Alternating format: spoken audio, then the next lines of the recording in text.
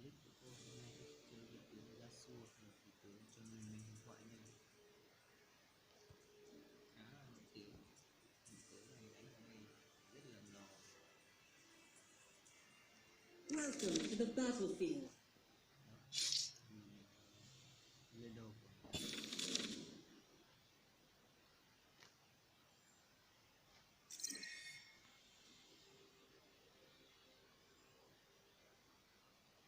Make it quick. trong nó là con lần bài chỉnh ulti của nó lướt rất là hoành tráng như thì trong máy tính thôi. Liên minh rất là Make nhiều it liên nhái liên huyền thoại nhái ông Thành.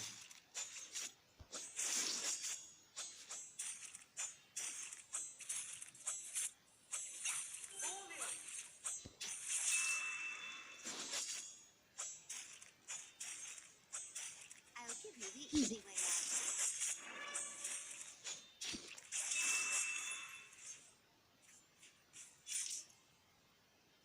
Attack! I'll give you the easy way out. Mà chết rồi.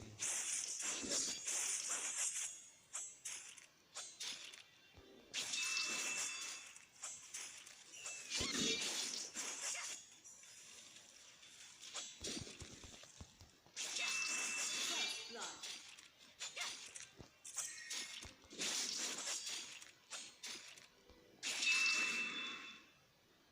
I'll give you the easy way out.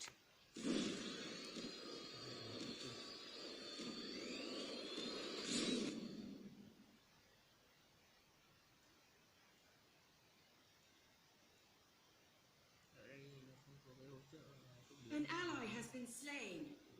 I alone decide my fate. Xem hai thằng kia mình giết luôn là được.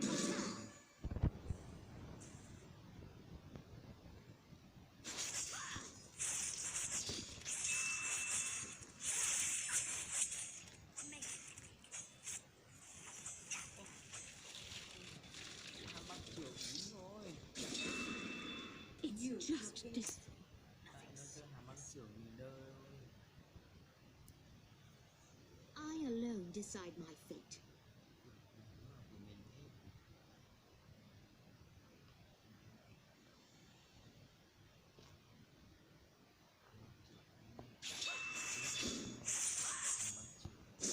Ham bắn trưởng I alone decide my fate. vẫn đi à. Báo Slain an enemy. Your team has destroyed a turret. bên cạnh rồi. Attack! I'll give An you the ally easy has way been out. slain.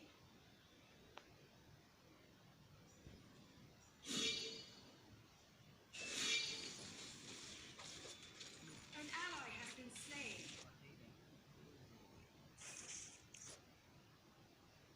I alone decide my fate.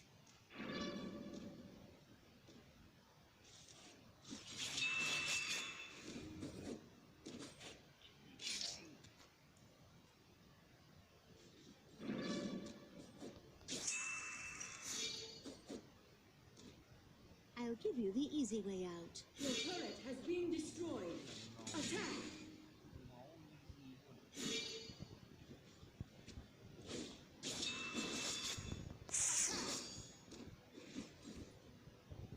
Ally has been slain. À, I con này alone decide my fate. ấy à. Attack! Mình mới thua à? I alone decide my fate. Phải chứ. Attack!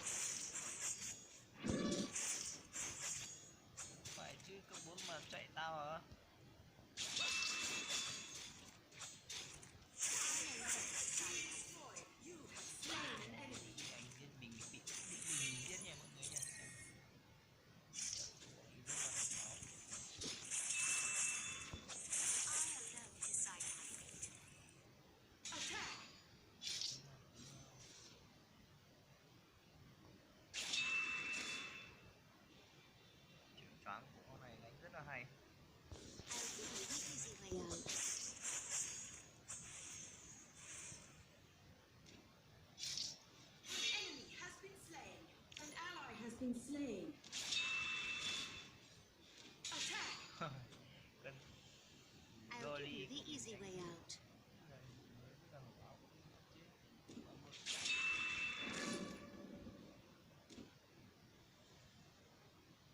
Your team has destroyed a turret. I'll give you the easy way out. Bạn là bạn chết đấy bạn ơi. Không được sống đâu. Turret has been destroyed. Executed.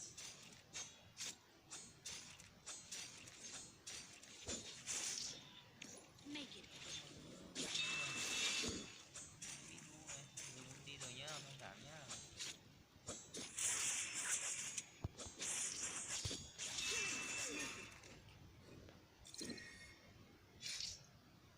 An enemy has been slain.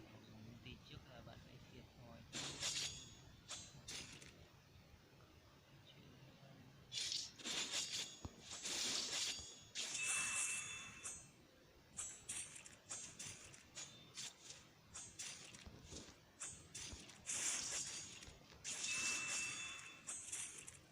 Bạn ấy kia kém thế nhỉ. Slain. Attack! Attack!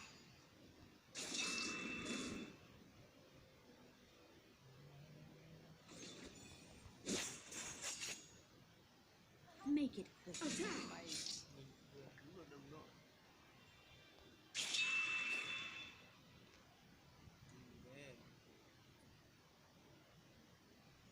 I'll give you the easy way out.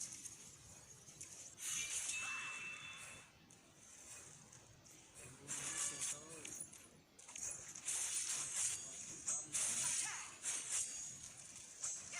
Shut down. Không thể thoát được. Has been destroyed. An ally has been slain. Thua, không thể luôn.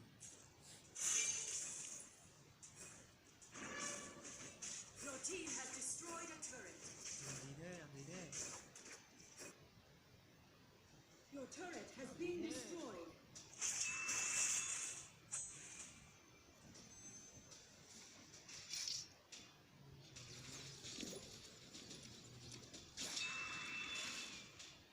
I alone decide my fate.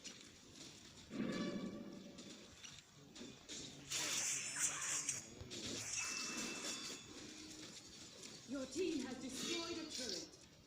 I'll give you the easy way out. Gì thế? Bám trụ à?